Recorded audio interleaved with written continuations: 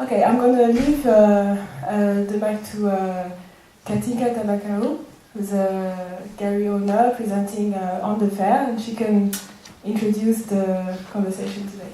Merci, Salimata. Hi everyone, welcome and thank you for coming to see what I promise will be a fun and informative discussion. My name is Catinca Tabacaru.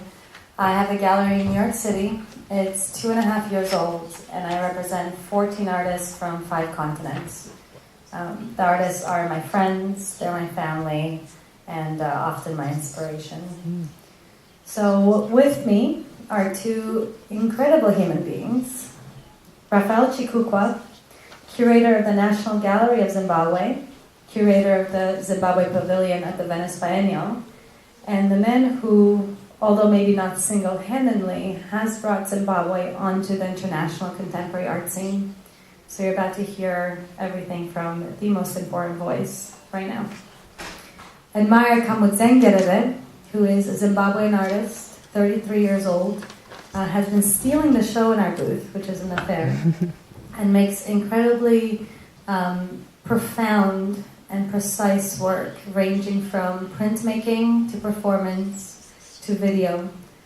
He studied at the Rijksacademy and will be doing the Triangle residency in New York in 2017, which is an incredibly prestigious program. We're going to do this in a personal way. So I'd like to start you off by us telling you a story. And by the end of that story, I hope that you will be more familiar with our journey, what we're doing, and where we're going. So we'll tell you how we met and what brought us to that moment. So Raphael, maybe we can start around 2001? Thank you, Catinca. First, I would like to thank the organizers for bringing us here, Victoria and her team, and also to thank you, the audience, for coming to this conversation between 3 of us, myself, Catinca, and Admire. But basically the journey, my journey and our journey, the Zimbabwean journey, it starts way back. The ideas of African art showing in the West, I'm sure those that came before us were part of the pioneers. And I would like to say our founding director, Frank McEwen, was really very influential to what we're doing today. The blueprint was set when the gallery was officially opened in 1957, where a number of exhibitions were done at the Louvre, the ICI, MoMA, and very important platforms that took place in Zimbabwe. And the founding of the International Congress on African Culture that happened in 1962 in Zimbabwe, that saw a number of international gallerists, curators, artists coming to Zimbabwe. But all this is what we're just stepping into. And also the diaspora voices after the Magician Delote. I mean, the likes of Simon, Okwi, Salasan, and many others. Those are some of the people that really inspires our thinking and the journey of what Zimbabwe is today. And some of the independent galleries that has been there in Zimbabwe, from Chapungu, Gallery Delta, to many others. The list is endless. But basically I want to come back to 2001, as you said. I was a curator in residence in Switzerland in Biel, under Proevesia, and that also included my Venice trip, myself and Pet Mautwa, a South African artist. When we arrived in Venice in 2001, our question was, where is the representation of Africa at Venice? So that's where the journey started. And for me, it was really questionable, and same with Pet Mautwa, who is a very important artist in the African continent. And so that's when the dream started. Then in 2004, I curated an exhibition at the Manchester City Art Gallery, which was called Visions of Zimbabwe. So through my other colleagues, I was able to meet with the two Spanish curators, Rosa Martini. We met in Venice, we met in London, and tried to do the Zimbabwean pavilion. But, I mean, it wasn't the right time. I failed to make it. Then in 2010, I joined the National Gallery. So I thought it was a very important moment to really kickstart a dream that many people have been dreaming of. And I'm sure in 2007 there was the African Pavilion, which was done by Simon Jami and Fernanda Ovim. And many people were very critical about it, but it was also very important for also to inspire people like us. And so when I joined the gallery, I spoke to my boss, Mrs. Doreen Chibanda, who is the executive director, and said, well, this is the idea I have. But she said, where are we going to get the money? So I had to tap into the network, spoke to the head of visual art at the British Council, Andrea Rose, who really embraced the project, spoke to Marie Cloud, who is the director of the Museum of Monaco, who embraced the project, spoke to Lucy Tuya and the Culture France, embraced the idea. So our duty now was to go back to our government. So I went to the government and say, well, the basket is half full, so can you fill it? Or do we really can afford to fly our flag with other people's monies? And the government embraced the project. So that's when we arrived at Venice in 2011 with 4 artists, Barry Biko, Tafuma Gusa, Mishek Masamvu, and Kelvin Dondo. The exhibition was entitled Seeing Ourselves. That really made a mark at Santa Maria della Pieta. So the following edition, we said, do we really afford to just be a one-off?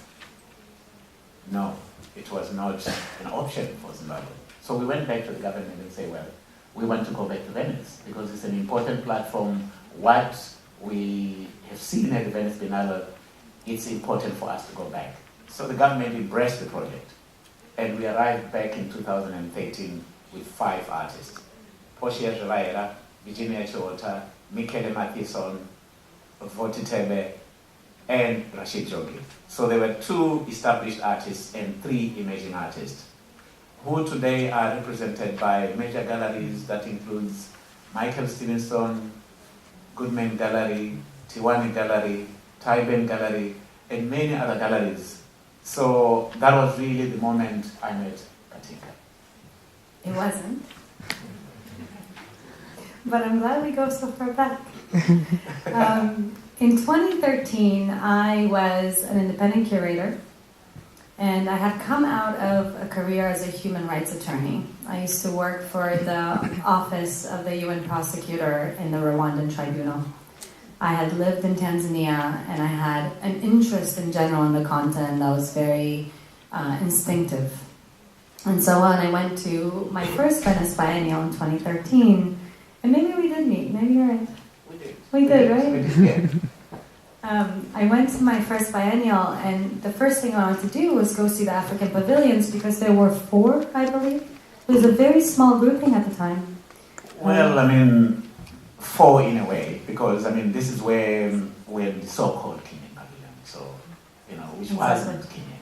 Exactly, it wasn't Kenya, it was mostly Chinese, I think. Yeah. Liu Peng was showing.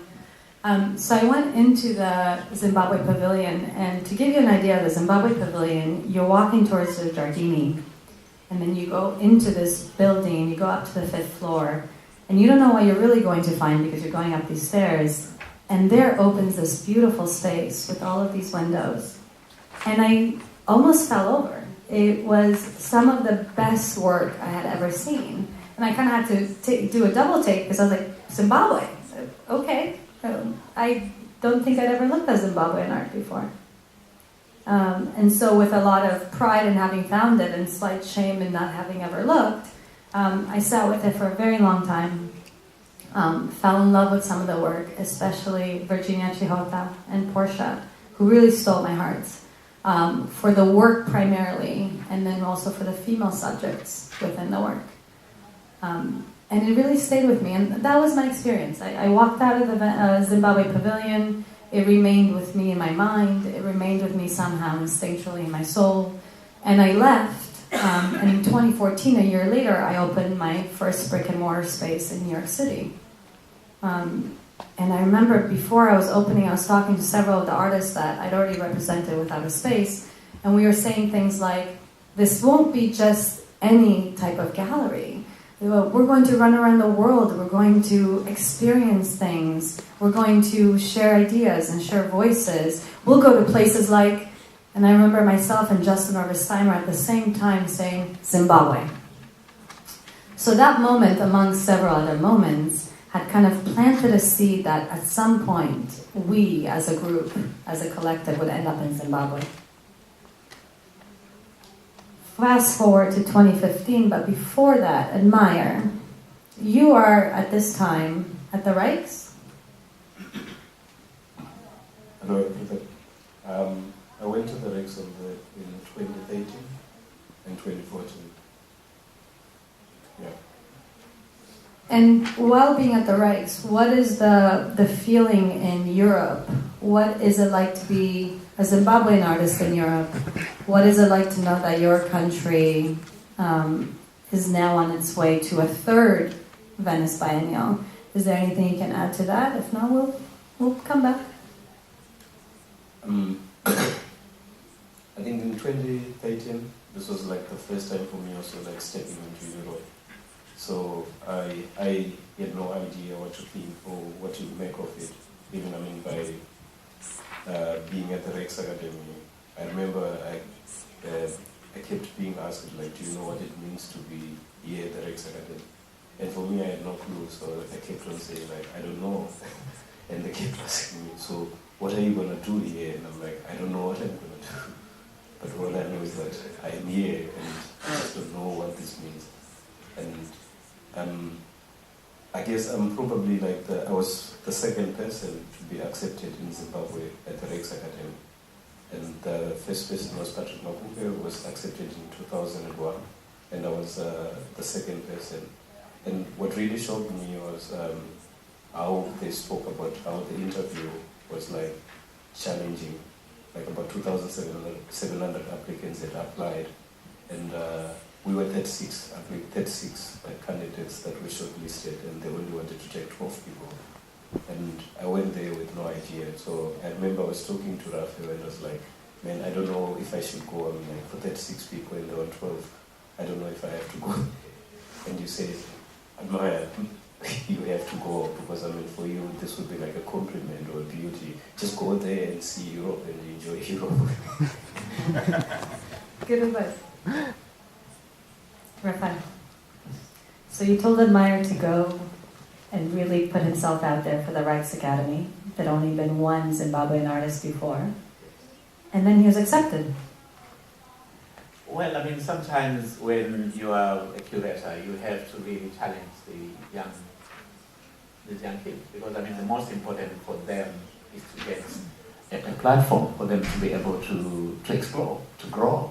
So when there is these calls which are coming out from around the world, you can only inspire them and only to challenge them so much that at least by the time they come out of these challenges, they will be something out of it. Because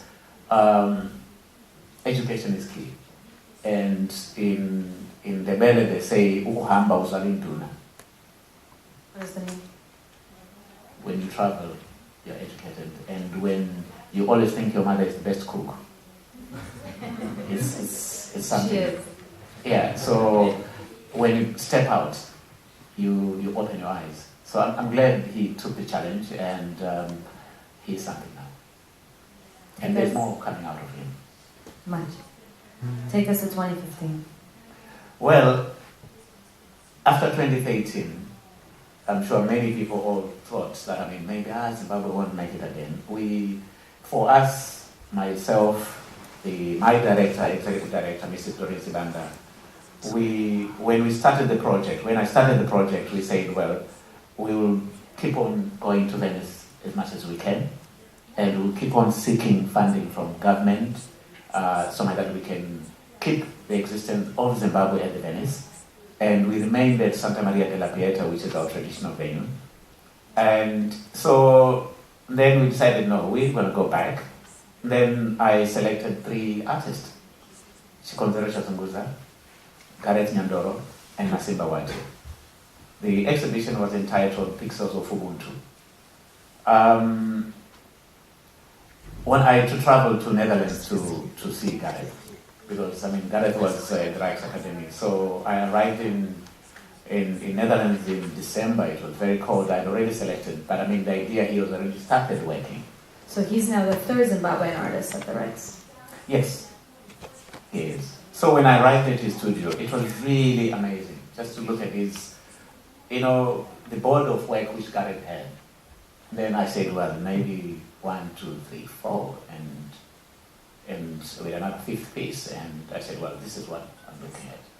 And just pack these and make sure that this is the address. And, it was just amazing to be in Netherlands. And at the same time, being at home, constantly going to Masimba's studio, constantly going to Chico's studio, who is also one of the senior artists amongst the 2. And all these 2, Gareth and Masimba, they were all came under Chico's hands. So it was very important to actually have Chico to lead the pack. So that's when we arrived back in Venice in 2015. And you also came to see. So in 2015, I had opened the gallery. We were at this time a year old. It was going well. And we were in Venice to do a collateral event for Justin, who I mentioned earlier, who's also here in the booth. And the first thing I kept talking about was, we must go to the Zimbabwe Pavilion. You guys don't understand. It's the best artwork I saw 2 years ago.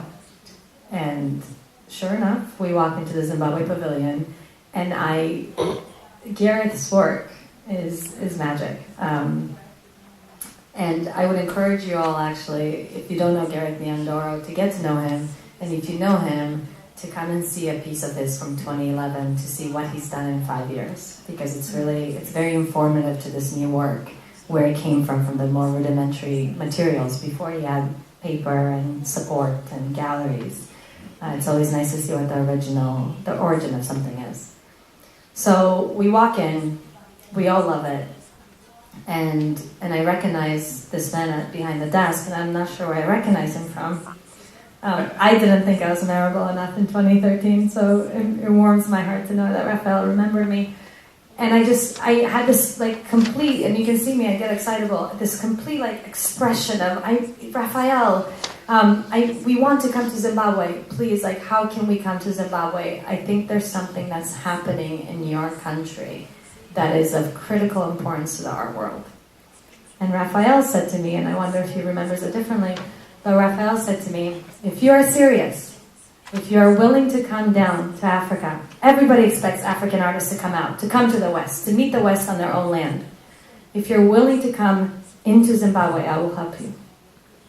And he did.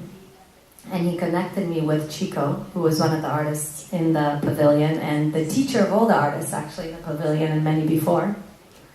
And Chico became my partner in Zimbabwe 2 months later. And together we built an idea. And it was this idea that I would come with 3 artists, one from Israel, one from US, and one from Suriname, Rachel Monosov, Xavier Robles de Medina, and Justin Orvestimer. And he would bring in who he believed was the cream of the crop of the contemporary young Zimbabwean art scene. And we arrived in Zimbabwe, not knowing anything beyond that.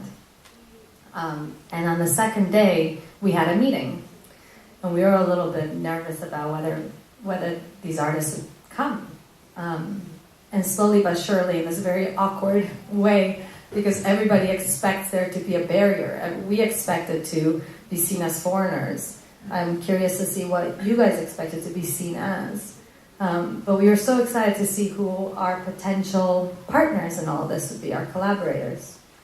And that day, Admire showed up. And maybe you can tell us a little bit about how you found out about the residency, why you came, and what it felt like to be there. I found out about the residency from Raphael and from Chico. I think in 2014, I got my residence permit in Europe to stay in Europe. So when I got my residence permit, I only sort of stayed there for 4 months. Then for me, it felt like I had nothing to do in Europe. Like, okay, there was nothing. I mean, like for me there, like my material and my resources are all in Zimbabwe, and it felt like I could also like do something.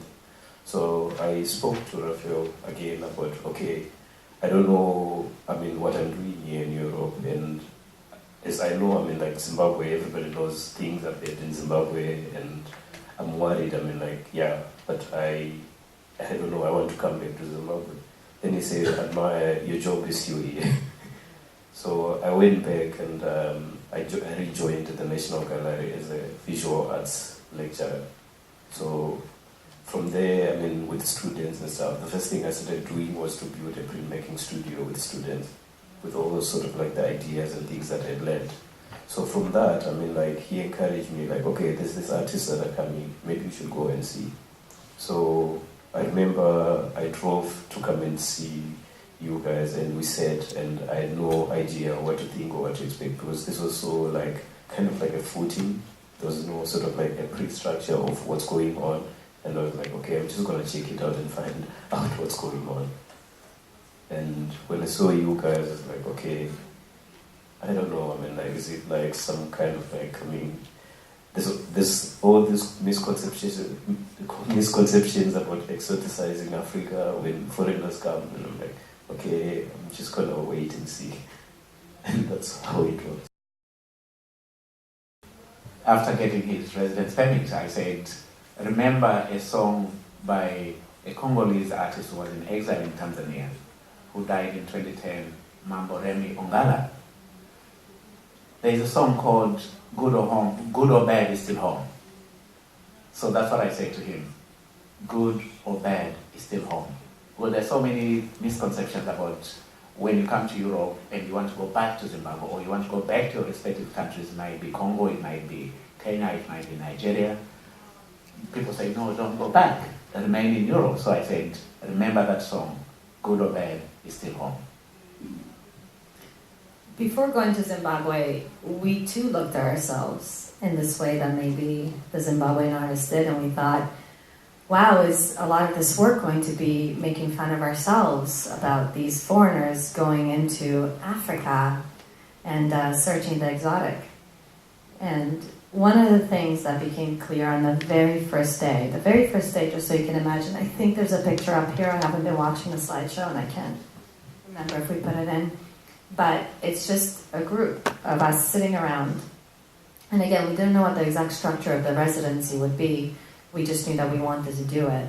And so there's a group of about maybe 15 Zimbabwean artists, a few sort of administrators, Chico, Samaita, the leaders of Zimbaneke Arts Interactions, which was our home space and really our home for this whole thing.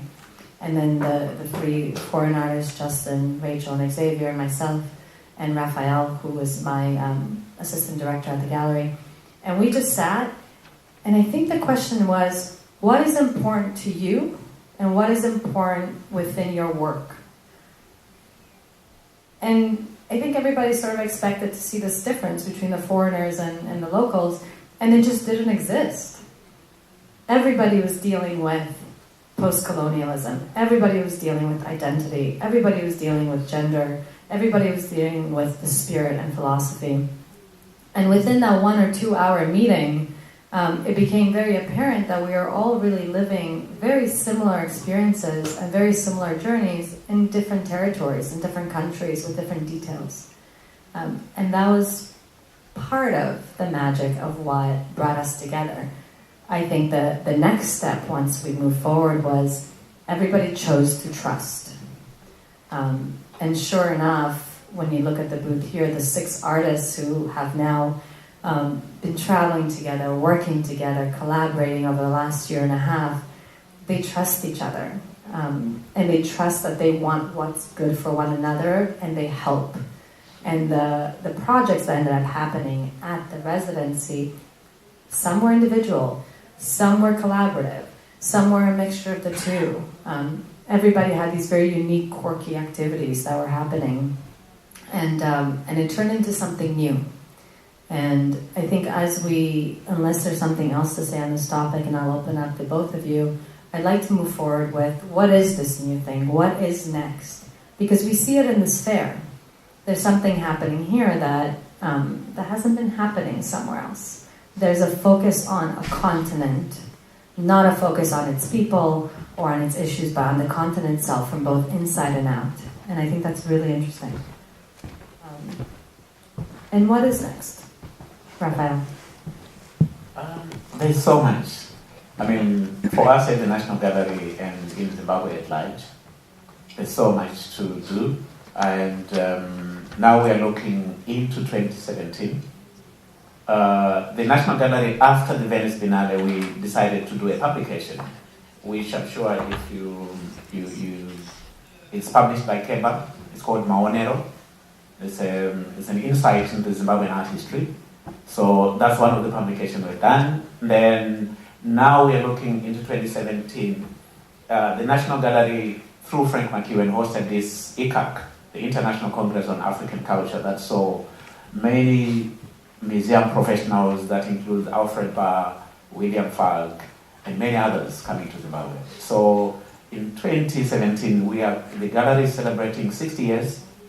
So we are looking into celebrating the 60 years by hosting another International Congress on African Culture, inviting scholars, curators, really mapping up the developments that have taken place after 1960, after these past 6 years, and the new developments that are taking place in the continent, because the continent is different.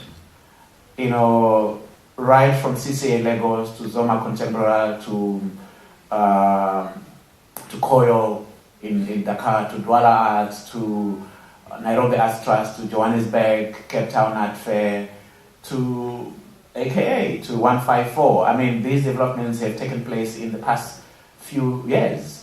And the arrival of African countries at the Venice Biennale, those new developments are something which we need to interrogate, and also looking into the future. So for us, that's very important. And Zimbabwe will be going back to Venice in 2017. So that's what we're looking forward to. Thank you. Admire? Well, I don't know what to think of it. What is next? I don't know. For me, I'm continuing to working. I mean, like before, what I know is that my work was mainly painting and printmaking, and now I've actually taken my work even further. So I'm experimenting with work that involves relational aesthetics, and also what I realized, I mean, like having lived in Europe, was the idea of how financial sort of like capital sort of like works, and then being in Africa, it's a different story, it's a different language. I mean, like we've got what's known as social capital, which I think I'm trying to sort of like work with and put within the community, to read with the community and structures. Can you define social capital? Social capital, well, I think now, I guess there is like this thing which they call like crowdfunding, and crowdfunding exists mainly in other sectors, but in Africa we do not have this thing which is called crowdfunding. We've got this thing like me, you and me, so we, and that's what we work with, we call it Ubuntu. So this is like, okay, when we do something it's like paying forward. So you do something because you throw something into the future. It doesn't matter whether you get it back or something, but you've already sort of like posted something, which eventually that thing can yield something or provide something. So I'm working with the community, I'm putting my ideas out there, and yeah, that's what I'm doing. So the project that started as this residency, supported by everyone that you see here, has now seen 2 shows in New York at my gallery. It was invited back by Raphael to the National Gallery of Zimbabwe. They showed in Toronto last week, and it's here in Paris now. The future of that project holds a pushing forward, an attempt to bring that to more nations, to more people, to more institutions, and an effort to have the project grow. Because while Zimbabwe grows from its roots, I think what what we've seen here is that it's also broadening. So the introduction of foreign artists in has taken the local artists out. And so there's this exchange in and out, where both the foreigners are coming in, the locals are going out, and the project is growing. And it's gaining momentum, it's gaining conversation, it's gaining support, it's gaining more artists. And I'm curious, one thing maybe we haven't touched upon is how it looks from your side, Raphael, from the National Gallery. Well, I mean, the National Gallery has always been open to collaboration. And for us, I mean, bringing back the exhibition to the National Gallery was really to showcase the Zimbabwean art, the Zimbabwean audience that, I mean, these collaborations which are taking place between our artists and those artists who are coming from outside, it needs to be seen at home. It needs to be seen by the Zimbabwean audience and to inspire a new dialogue to our local artists and to the audience at large, because it means a lot. And when I saw Justin and Rachel and Xavier, who we call Mofu, who have really kind of assimilated into our culture because of his totem, which is my totem, so he's my young brother. So that to me is also very, because they share a totem? It's also very, very important that, I mean, they see Zimbabwe in another way and we see their work in another way. So we want to continue this collaboration because it brings in something to our audience, and it brings in something to the National Gallery because it has always been a center of contemporary art. It has been always a center not only for Zimbabwean artists but for artists from all over the world. So the emphasis of not only showing African artists outside, but bringing in these other influences into the continent, which really takes me into maybe the last thing we'll touch upon, and besides kind of end comments, is this idea of the other, and how that, as we move forward, and I see the art world as really being at the head of this, but the other, the concept of the other, from wherever you're looking, disappearing. And disappearing in this fair here. They're, like we said before, the shared experience. Are you guys, and maybe we'll go to Admire first, have you changed because of this experience? Have your perceptions changed because of living and working in Europe, because of the residency, because of the relationships you've had with other artists? Is this, or am I just giving you a leading question that's not applicable? I think as a person, I am changing quite a lot, because before I used to be a bit more impatient and just be frustrated and stuff. But now I'm like how I think things and how I see things, and working with people, you also grow to learn to understand and to wait and to negotiate. And also, I think like during the residence with you guys, I mean, it was kind of like easy for me to collaborate with Justin and also to collaborate with Rachel. Like the whole idea of sort of like negotiation. I mean, in art, we work with the language, but this language, I mean, in art, it's like an ever sort of like continuing and changing and evolving. And there is quite a lot of process of negotiating, of trying to put things in there. And when you work with that, I think it allows you also to grow as a person and to see things on a broader perspective. So I guess I'm a better man than I was before.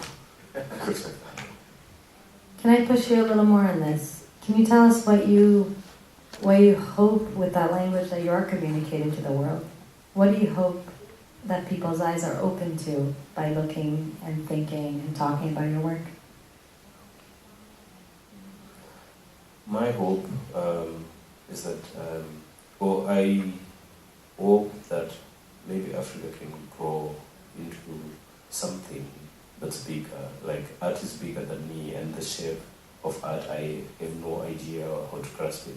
But what's beautiful is like when like as a teacher also, like when I teach, when somebody makes something and when you look at it, you're like, oh wow, I've been teaching, but I've been taught.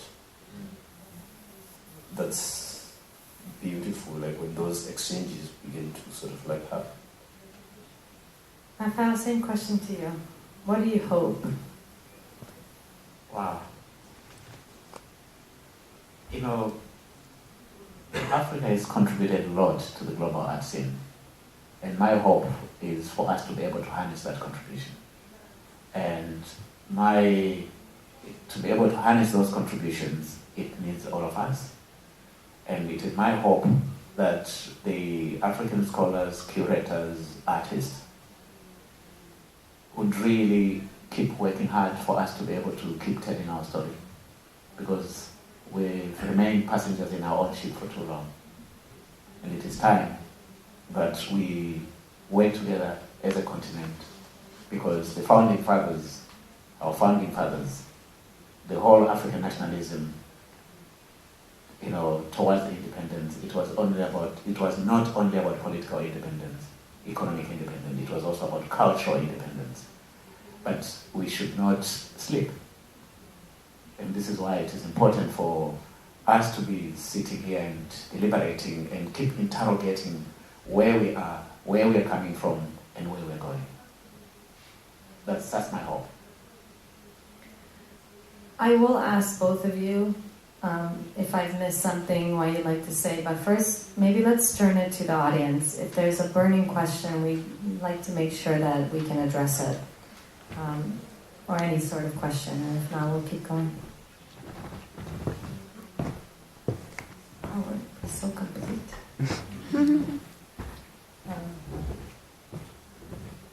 Is there something that Admire you'd like this audience, and maybe a larger broad audience at that, to know that we haven't talked about? I can be more specific if I'm putting you in a position. I guess if the audience is something they want to know or ask, I give it to the floor. Raphael? I'm sure I've said a lot, and it's up to the audience now to, the most You're important being thing... challenged. Well, for me, the most important thing is that this is happening here in Paris at a very critical moment, very critical time, and we must seize the moment. Yes. Hi, I just want to congratulate you first for the coming Zimbabwean Pavilion next year in the Biennale. But my question was more in the lines of, we've seen last week was the first edition of Art Ex Lagos, which is the first contemporary art. One second, I'm going to give you a mic. This one's going on.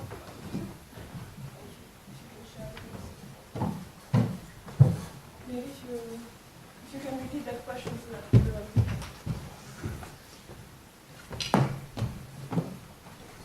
Hello? Yeah. So last weekend took place in Lagos the Art Ex Lagos, which is the first contemporary international art fair in West Africa. And then I was wondering whether it's a space or room in East Africa to produce this sort of art fairs, and instead of, going outside Africa, just to, develop more of these spectacles for people to come to Africa and see African art. Well, thank you for that question. Well, there are a lot of developments taking place in Africa. So this is why I was saying, our AKAA next year is to map up what has been taking place in the continent. And I also want to take this moment to congratulate BC and her team and the team behind the art fair in Lagos, because it was long overdue. Long overdue because Dakar has been taking the lead. Marco has been taking the lead. But there's been a Biennale which has also started in East Africa, the Kampala Biennale. The Kampala Biennale was inspired by Clay art, which then culminated into the Kampala. And that edition was, this year's edition was curated by another young or amazing curator who is based here in Paris, which is also very important. So there are events that are taking place in Africa. Those platforms are being created, and they're also inspired by what is taking place, like the 154, what is happening here in Paris now, and many other platforms, because as African artists and curators, you travel to these platforms When you come here, you're inspired. When you go back, you also want to plant a seed. So those are some of the seeds that are coming out of East Africa. And I know that as we are talking now, there is Kenya Art Fair which has started, which is actually taking place right now. So those are some of the developments that are taking place in the continent. We want more, but I mean, we have to go, like what we say in Swahili, pole pole. We can't rush, because you have to learn how to walk first before you learn how to run. So I would want to say that East Africa is coming out of its shell, because there are a number of artists in East Africa. The developments that have taken place in East Africa, you've got cycle art, which is actually at the booth here. If you look back from Makerere, Margaret Thowell School of Art, to Ruth Schaffner, the Gallery Watatu, and to many other things that have taken place, I say to Atu Malinda, a friend of mine, to say, East Africa was a sleeping giant. So it's waking up now, because Southern Africa was kind of the center with the birth of the Johannesburg Biennale, which died in 1997, the birth of the Johannesburg Art Fair, that also gave birth to the Cape Town Art Fair, and now you've got the Lagos Art Fair. For me, but before Lagos, you had the Lagos, the CCA Lagos, which was founded by DC, which is one of the most important platforms. So there are things happening in the continent, but we just need to take time, digest, and to seize the moment. And I'm sure in the next few years, something will be coming out of East Africa, or even in North. I mean, you've got the Marrakech Biennale, you've got the Cairo Biennale, which is no longer there, but I mean, there are things that are taking place in the continent. And I'm so excited that, I mean, we are here and we keep interrogating and questioning the developments that are taking place, and we keep dreaming and dreaming bigger. And this is another one. No? I'd like to bring it maybe to another question and ask it to both of you, Admire as an artist, Raphael as a curator. What is the biggest challenge, and I don't mean conceptually, I mean actually practical challenge that you are running into in your ability to make your art, show your art, have people see your art?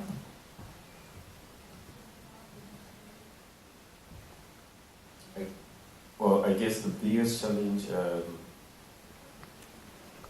art is art, it's really sort of like contextualizing it when you say art in Africa. Because when we also look at performance art, it has long existed in Africa for quite some time. And then the whole sort of like challenge in Africa is to channel also like the African audience and bring them to art. So how to do that is the biggest sort of like challenge. Is there an answer on the stage or in the audience about what is one way, or how do you bring a bigger African audience to art? Well, I'm sure the bigger challenge, there are many challenges in the continent today. And for me, one of it is the future of museums in Africa. It's one of the biggest challenges. And then the audience building, which we are talking about, it's one challenge. I'm sure that challenge is it's all over. And then the challenge is funding. Both corporate and most of the public art institutions, they are underfunded. And I'm sure we have a role to play, that we need to educate our politicians for them to really understand what role do museums and art institutions play in the continent. And that role, our politicians seem to they seem to be forgetting what our founding fathers were dreaming for. So that's one of the biggest challenges, because when you travel around the continent, you see that a number of museums are underfunded, and I would say there's also there are no curators, not many curators in the continent. And the whole curatorial issue and understanding of what the role of a curator is still kind of challenging to a number of people in the continent. And there's no capacity building. And I'm sure there's a need for all of us, those who are working and practicing in the diaspora, to be able to also look at it from that perspective and say, how do we go back and plow back? When a number of curators like BC, Koyo, Gabi, Tembi, and many others decided to go back to the continent and started these new initiatives, that has also contributed to spark what I can say a big fire that has inspired what is now taking place in the continent. And I'm sure we must thank and applaud those individuals, because the fire they've started has inspired, and some of the young artists who are coming out of the continent, it is because of them. And it's also because of the voices, people like Bonaventure in Germany, because we cannot forget about the diaspora. The diaspora is very important and is part of the development that are taking place in the continent, because when they come back, when they do, their repetitive voices here, it's what inspires us. And it's what is driving the forces and making sure that challenge the status quo to say it is important for you to give money to the arts, but we need to do more. And so much that those challenges can be few and we can bridge the gap. That's my feeling. And really, this art fair is an exact example of an effect of these artists, of these curators coming back to the continent and working from within. Let's all not ignore the elephant in the room. African, anything African, culture, art, especially right now, is trendy. And I think for those of us who understand that African art has gone on for much longer before this trend came, and will continue for much longer, and this trend will last. This is a moment to really harness, to really push as much, as many voices, as much product, as much thought and ideas into the world as possible, because it is listening right now. And I think AKAA is one of the spaces where this is happening, and bringing it to Paris. I have spoken to so many people here at this fair who may have had a tangential interest in African art or in the continent, or have been there once or twice. But this has opened their entire world into how many possibilities, how many nuances there are to what's being talked about, to each of the countries within the continent, to the type of work that's making. African art is, we all know, is not just a mask. However, the world just found out. And that's really, really exciting. Because that brings an entire continent onto a scene that wasn't listening as well before. So I encourage all of you in this audience to talk to everyone and take advantage. Any final words? Anyone? Any final question? And we're going to close it right on time. Yeah. Thank you very much.